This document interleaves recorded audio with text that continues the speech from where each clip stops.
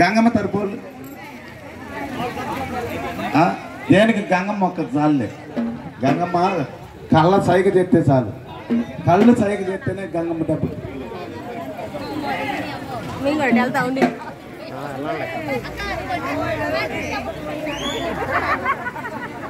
అయితే గంగా కాటమరాజు ఇరువురు కూడాను ఇదే విధంగా పాలేరు దగ్గరకు వచ్చేసారయ్యా. ఆవల మంద తోలుకొని వచ్చేసాడు. ఎవరయ్యా? ఇదిగిదిగు ఇతను ఈ కాటమరాజు.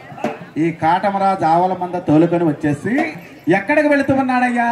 దక్షిణ భాగములకు ఆవల మేపులకై బయలుదేరినటువంటి కాటమరాజు. కాటమరాజు అంటే ఎలాంటి వాడయ్యా? యాదవ సంబుతుడు, మాట తప్పనటువంటి వాడు, మడమ తిప్పనటువంటి వాడు.